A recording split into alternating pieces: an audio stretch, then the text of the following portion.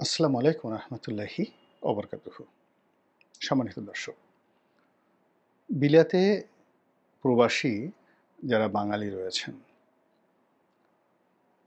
এবং সেখানকার রাজধানী লন্ডনের যারা বাসিন্দা, আওয়ামী লীগ করেন, জামাত করেন, বিএনপি করেন, তারা ডক্টর মোহাম্মদ ইউনূসের সাম্প্রতিক যে বিলেত সফর, সেই বিলেত সফরের ক্রিয়া এবং প্রতিক্রিয়া আগামী দিনে বাংলাদেশের রাজনীতিতে কতটা ইতিবাচক প্রতিক্রিয়া তৈরি করবে এবং কতটা নেতিবাচক প্রতিক্রিয়া তৈরি করবে।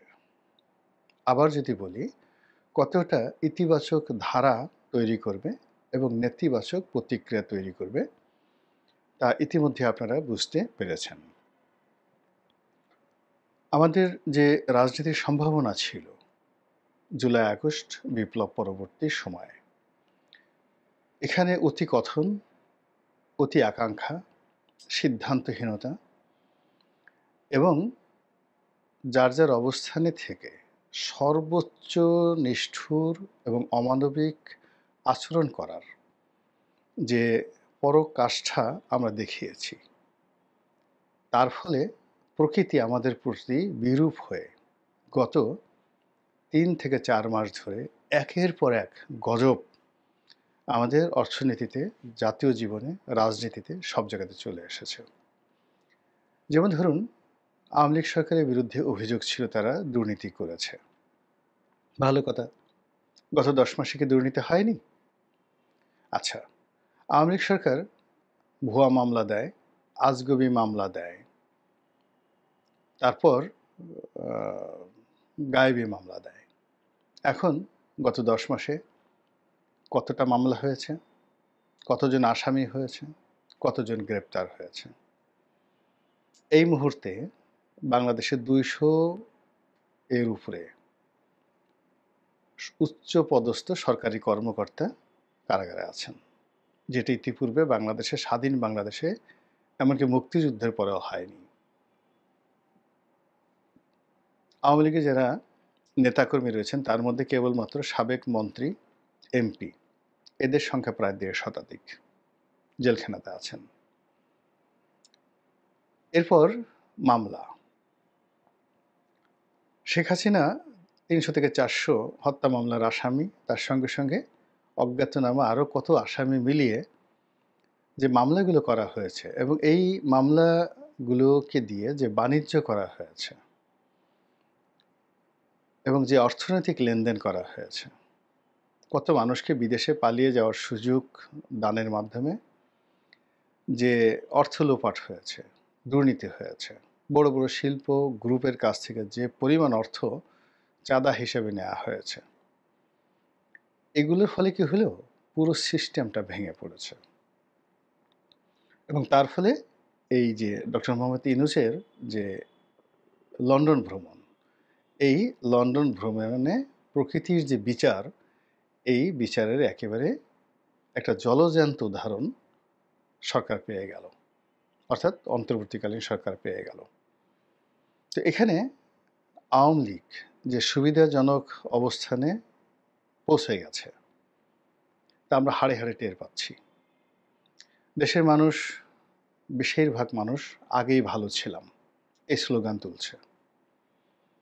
বাংলাদেশের এই যে শাসনহীনতা, বাংলাদেশের এই দুর্বৃত্তপনা, শৃঙ্খলাহীনতা, অরাজকতা, কুশাসন, সব কিছুর জন্য এখন সবাই বলার চেষ্টা করছেন যে এই দেশে এরকম একজন লৌহ মানব বা লৌহ মানবী দরকার। তারা শেখ হাসিনার প্রশংসা করছেন। ফলে তার ১৫ বছরের জুলুম, অত্যাচার, নির্যাতন সব এই ১০ মাসের যারা কুশীলব, তাদের কারণে মানুষ ভুলে যেতে বাধ্য হয়েছে। ফলে তিনি টুস করে ফিরে আসবেন, কিংবা তার দলের মনোনীত প্রেসিডেন্ট আব্দুল হামিদ সাহেব দেশের বাইরে গেলেন, আবার ফিরে এলেন। এগুলোর সে গুরুত্বপূর্ণ খবর আর বাংলাদেশে নেই। হঠাৎ করে ওবায়দুল কাদের হাজির হলেন, বক্তব্য দিলেন, জাহাঙ্গীর কবির নানক বক্তব্য দিলেন। এগুলো কেন ডক্টর মোহাম্মদ ইউনূস, আসিফ নজরুল এদের বক্তব্যের চাইতে গুরুত্ব পাচ্ছে? এখন সরকারের এমন কোনো ব্যক্তি কি আছেন, যার বক্তব্য শোনার জন্য মানুষ উদগ্রীব এবং পত্র-পত্রিকাগুলো স্বপ্রণোদিত হয়ে এই সরকারের কোনো কর্তা ব্যক্তির বক্তব্যকে লাইমলাইটে আনেন, ট্রেন্ডিং করেন? এটা তো আমরা দেখছি না। ফলে কি হলো, এই সরকারে যারা লোকজন রয়েছেন তাদের গ্রহণযোগ্যতা, তাদের যাকে বলা হয় গ্রহণযোগ্যতার পাশাপাশি তাদের যে নেম ফেম, এটা এমন একটা তলানিতে পৌঁছে গেছে যে ওই জায়গাটিতে বারবার আওয়ামী লীগের নাম আসছে। বিকল্পভাবে আমরা যেভাবে বিএনপির নাম গত ৩-৪ মাস আগে নিতাম, জামাতের নাম নিতাম, এনসিপির নাম নিতাম, সেই নামগুলো ক্রমশ ক্ষীণ থেকে ক্ষীণতর হয়ে যাচ্ছে, দুর্বল থেকে দুর্বলতর হয়ে যাচ্ছে। 0+0+0 এইভাবে যদি ১ লক্ষ বা ১ কোটি শূন্য যোগ করেন, ফলাফল 0। আর যদি ১ কোটি শূন্য গুণ করেন, ভাগ করেন, যা কিছু করেন না কেন, ফলাফল 0।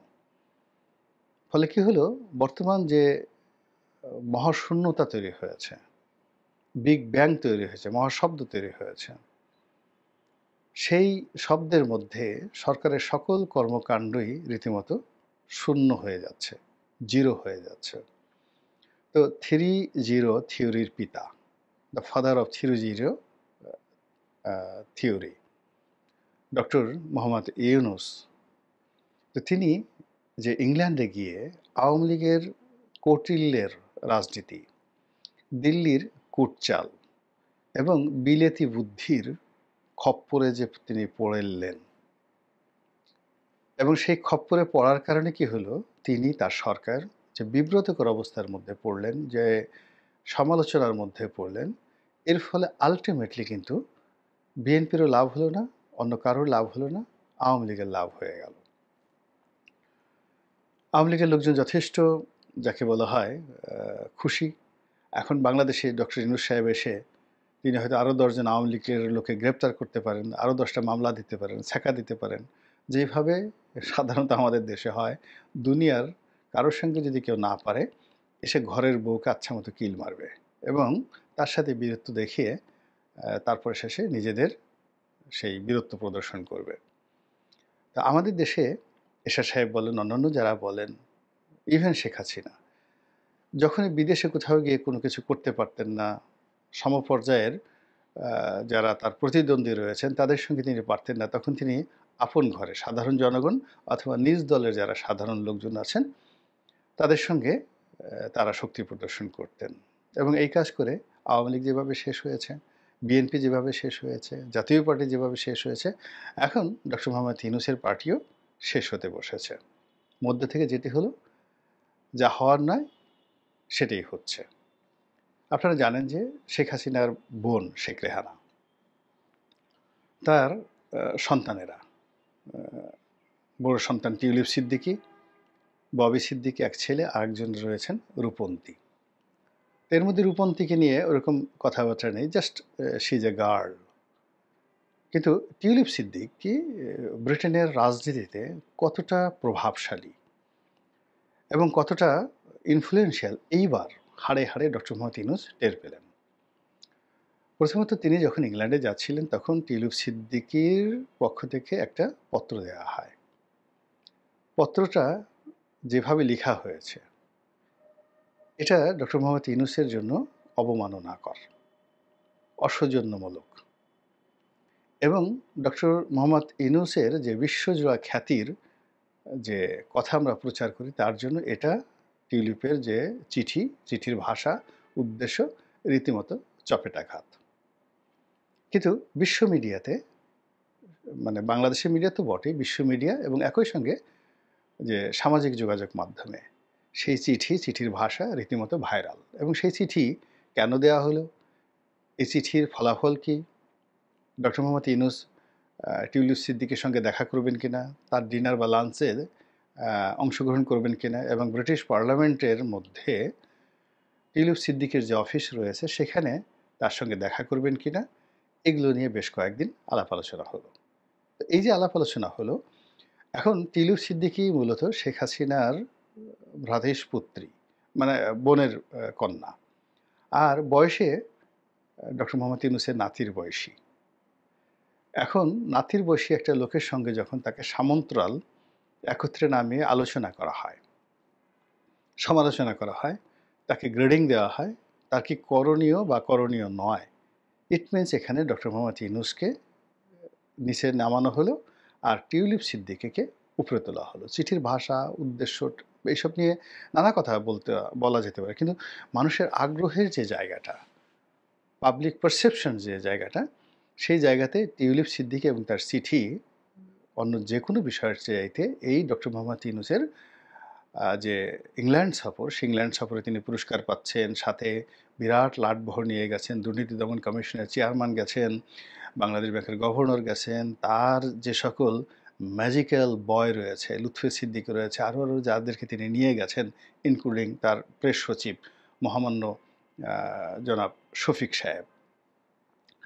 তো সব কিছুর চাইতে মানে টিউলিপ সিদ্দিকীর যে ওই যে চিঠি, সেই চিঠি একটা কাগজে লেখা, ওই কাগজের ওজন বেশি হয়ে গেছে আর ওই চিঠির গুরুত্ব বেশি হয়ে গেছে, গেল ওয়ান।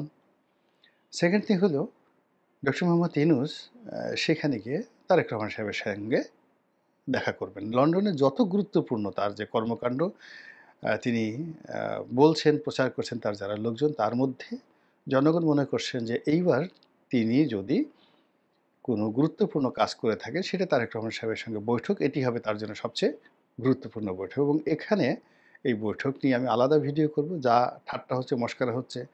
সেটা হলো বিএনপি প্রথমে রাজি হয়নি, খালেদা জিয়ার কথা মতো বিএনপি রাজি হয়েছে, নির্দেশে রাজি হয়েছে।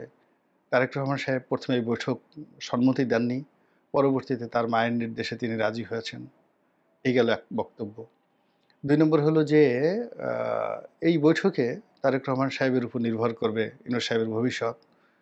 আবার এখন অনেকে বলছে যে তারেক রহমান সাহেব যদি এই মুহূর্তে তার সাথে দেখা না করেন, তাহলে তারেক রহমান সাহেবের জন্য একটা বিজয় হবে আর ইউনূসের জন্য একটা উচিত শিক্ষা হবে। তো এই কথাগুলো আপনি চিন্তা করেন, একজন নোবেল লরিয়েট মানে তার জন্য কতটা অবমাননাকর।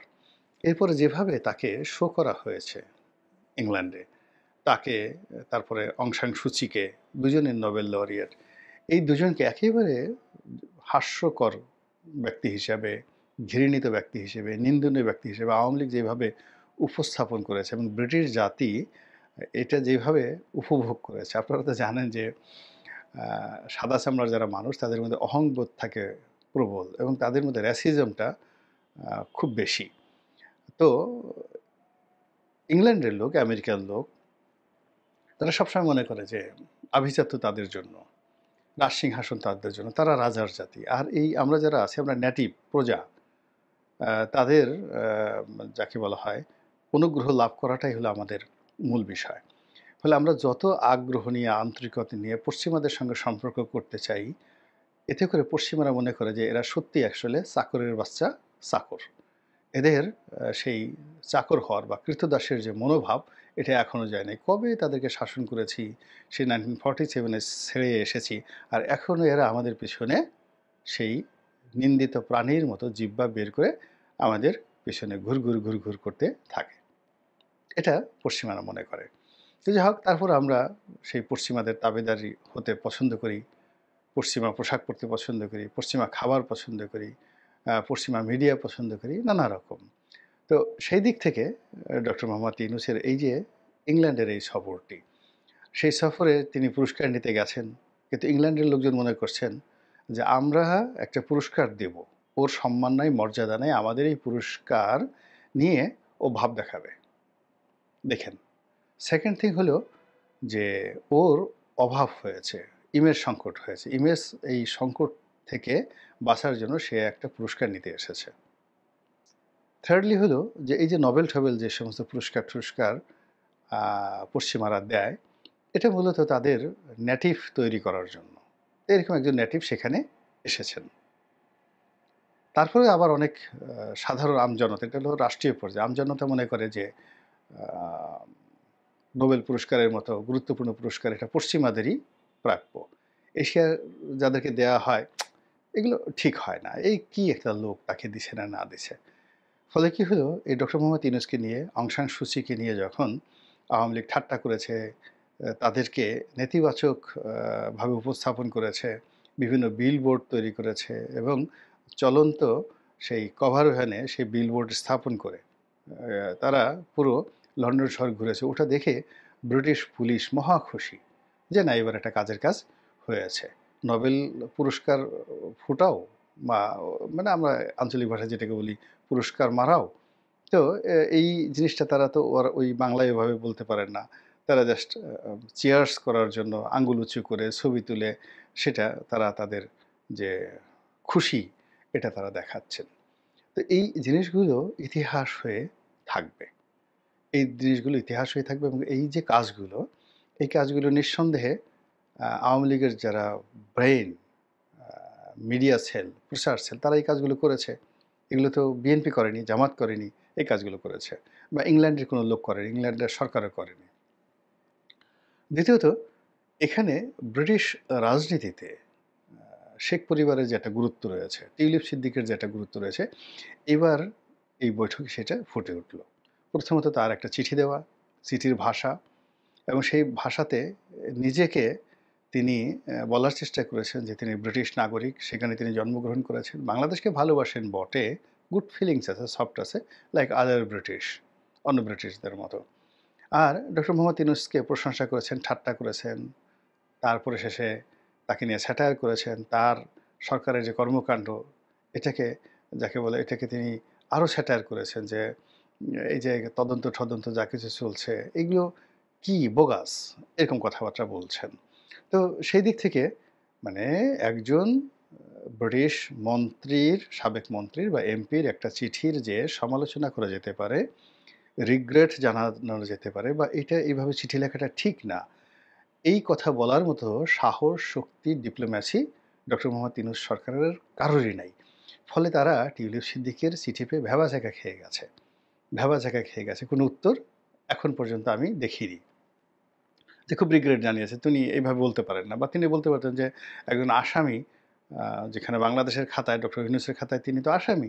দুর্নীতি দমন কমিশনের আসামি। তার বিরুদ্ধে গ্রেপ্তারি পরোয়ানা আসলেই অ্যারেস্ট হয়ে যাবেন। তো সেখানে তার সঙ্গে দেখা করবেন কি করে? এত সাহস ডক্টর মোহাম্মদ ইউনূসকে চিঠি দিয়েছেন। এরকম তো ইচ্ছা করলে ২-৪ টা কথা বলা যেত রাগারাগি করে। কিন্তু ইংল্যান্ডে যাবেন, তাদের ভয় হয়েছে যে একজন ব্রিটিশ এমপিকে যদি এভাবে কথা বলেন, যদি তাদেরকে ঢুকতে দেওয়া না হয়, নচেত এটার তো কোনো প্রতিবাদ না করার তো কোনো কারণ দেখিনি। ফলে কি হলো? এই একটা চিঠি দিয়ে টিলু সিদ্দিকীর যে আ উজ্জ্বলতা সেটা বেড়ে গেল। সেকেন্ড থিং হলো তার গুরুত্ব।